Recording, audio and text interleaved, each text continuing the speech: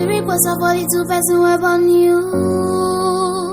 I never want try lose you, try them up on me. Well, Do Africans hate African Americans?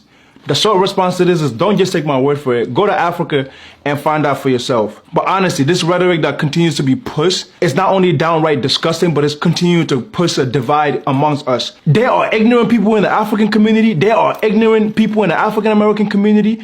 Just like when I came here, I used to be made fun of for being African. I don't hold that against them because in the most respectful manner, they did not know any better. They were children and they were just going up for whatever was fed to them. If you go to Africa, you literally get treated like royalty. I'm telling you, royalty, bro. Last year, I went to my village with my boy Manhan. And when I tell you, up to this day, I spoke to my grandma a day before yesterday and she was like, oh, how's my husband? Like, how's my husband? Like, referring to my friend Manhan. That's like it's like a cultural thing where like your grandma would be like, oh, my grandson is handsome, like, da, da, da. You know, that type of vibe.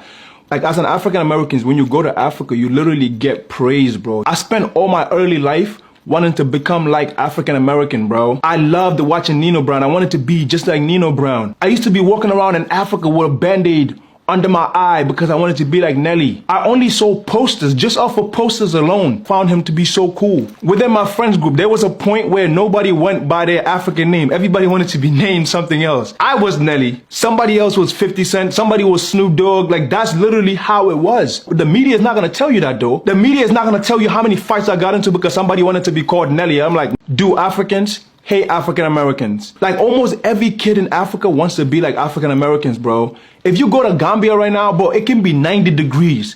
90 degrees. There's kids walking around with puffers and fur coats and try to sag their pants because to them, that's what, like, I don't think you guys understand how powerful or how much Africans in Africa especially admire African Americans, bro. Like after you finish watching this video, I want you to go on YouTube and type in Comericans and you will see. Boys ne hard ya cool. Step on set, one fight that somebody a joy ya cool. And in the gang, Santa boys, we don't fear, we just do. Comericans and in the near, one posuro, and in the near, canam. Like we spend our whole life trying to emulate and trying to be like y'all. There's no room for hatred in my culture and in my language. There's no term such as African or African Americans. We use one term, Nitkunyul. That means like a black person. Like there was no other races. It was only 3 or 4 races that I remember. One was Tubab, means like white person, Nitkunyul, like black person, and Chinese. It doesn't matter if you were Korean, Japanese, you were Chinese.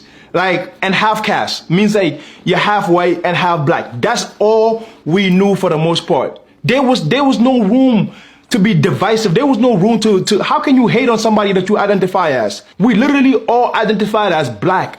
And when I made a video talking about how dangerous drill music and violent hip hop music is, some people were telling me